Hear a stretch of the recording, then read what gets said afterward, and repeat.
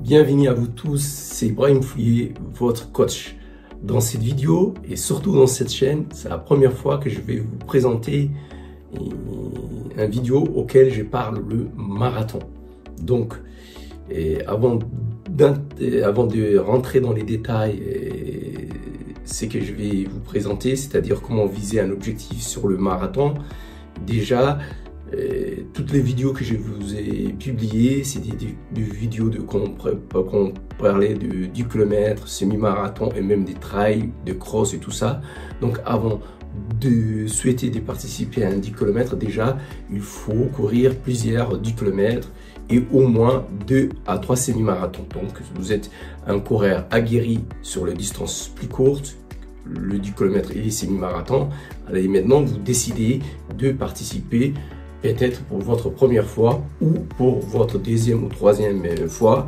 Donc c'est pas pareil quand vous participez pour la première fois et que vous n'avez pas une référence sur le marathon, et quand vous participez pour la deuxième fois et que vous avez une performance au marathon. Alors comment viser un objectif sur marathon? Par exemple, quand vous avez fait un exemple sur 3 heures au marathon et que vous voulez performer et battre votre record de 3 heures déjà au marathon pour la prochaine fois.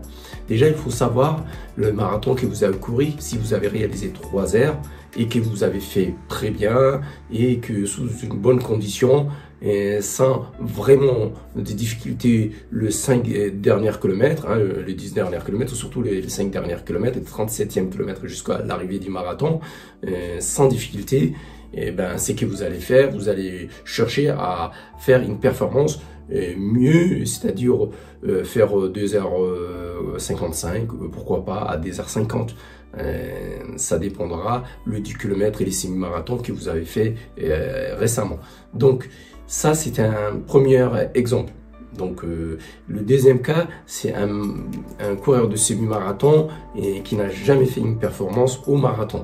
Et le cas, celui qui a fait par exemple 1h20 au semi-marathon, et la performance qu'il va viser, c'est quoi?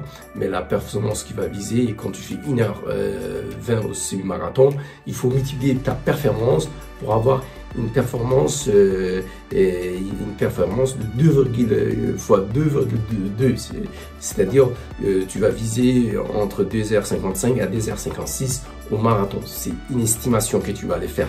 Donc on va pas rentrer dans ces détails et on va pas rentrer dans cette vidéo le détail de la préparation au marathon où il y a 3 phases qui est je parlerai dans une autre vidéo où je parlerai de la phase de la préparation du développement général, la phase de la préparation spécifique du marathon et la phase des relâchements du marathon dans les prochaines vidéos. Mais dans cette vidéo, je vous parle en résumé de 2 cas. Le coureur auquel qui a fait une performance, que je pris un exemple sur le marathon 3 heures, prochain objectif, c'est-à-dire que le marathon suivant, il visera une performance pourquoi pas de 5 minutes, même voire 10 minutes selon sa préparation. Et sa préparation, il doit travailler non seulement sur les allures spécifiques de l'allure visée, par exemple 2h50 par exemple, et qu'il va travailler le séance longue de séances spécifiques, ce qu'on appelle du marathon, sur cette base-là, pour faire un nouveau record.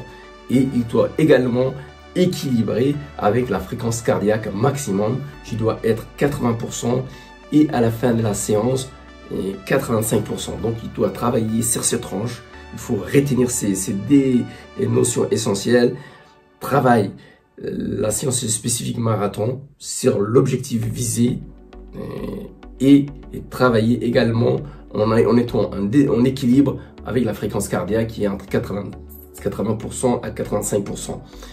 Le deuxième cas, comme je le dis, c'est le coureur qui a fait un semi-marathon en 1h20 et là il va multiplier fois 2,2. C'est ce qui le fera à peu près à une performance de 2h55 à 2h56 en estimation au marathon. C'est l'objectif qu'il va le viser, sachant qu'il va travailler les séances spécifiques au marathon au kilomètre ou 2 km ou 3000 mètres sur l'allure spécifique de l'allure visée pour que le jour de la compétition, qu'il soit à l'aise et qu'il est performant. Il faut aussi vérifier aussi sa fréquence cardiaque maximum, 85%, mais il ne faut pas qu'il les dépasse à 80%, il ne faut pas qu'il les dépasse à 85%. S'il se rapproche ou s'il est tout le temps à 85%, que c'est l'objectif qu'il vise, est beaucoup plus haut. Donc il doit après viser, par exemple, l'athlète qui vise des R55, il doit viser 3 R. Et les séances spécifiques marathon, il doit travailler sur l'allure objectif visé qui est 3 R et non des R55.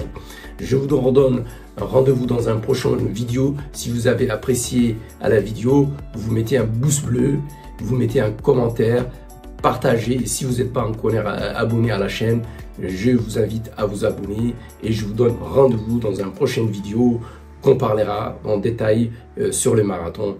À la prochaine. Au revoir.